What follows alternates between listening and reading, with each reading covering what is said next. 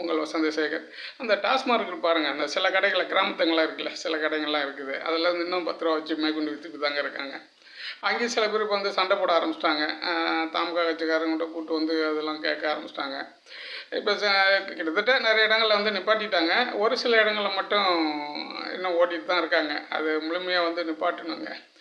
அப்புறம் அங்கே இருக்கிற போலீஸில் வந்து மாமூல் கேட்பாங்க எப்போவுமே வந்து. ஏன்னா அதுக்கு முன்னாடி இந்த ஆட்சியிலெல்லாம் வந்து அரசாங்க பாட்டில் இல்லாமல் இன்னும் பாட்டிலெலாம் திட்டுருந்தாங்க. அதுக்கு முன்னாடியிலே கணக்கில் வராது அது.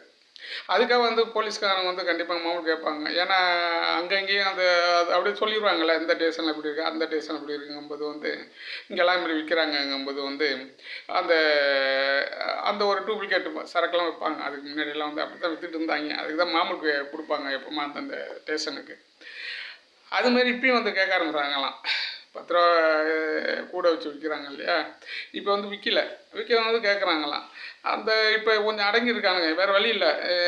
இந்த டூப்ளிகேட் சரக்குலாம் இப்போ விற்க முடியாது, ஏன்னா ஆட்சி மாறி இருக்குல்ல. இதுக்கு மேலே ஏதாவது பண்ண போகிறாங்களா என்னன்னு தெரியாது. இந்த ஆட்சி இப்படி நடக்குது பொறுத்து தான் இருக்குது. அப்போ இருந்து கூட அந்த போலீஸாரை வந்து மாமூல் கேட்குறாங்களாம். அதுதான் சொல்கிறாங்க, என்னங்க மாமூல் கேட்டுருக்காங்க, பெரிய தலைவலியாக இருக்குன்ட்டு. இப்போ தான் விற்கலையே நாங்கள், அதுமாதிரி சொல்லுங்கன்னா, இல்லை நீங்கள் கொடுத்து தான் ஆகணும். சில பேர் சில ஸ்டேஷனில் அதுமாரிலாம் வந்து மிரட்டிக்கிட்டு இருக்காங்களாங்க. அதெல்லாம் அரசாங்கம் வந்து மனதில் கொண்டு அதை கவனம் செலுத்தி அதை கொஞ்சம் சரி பண்ணணுங்க.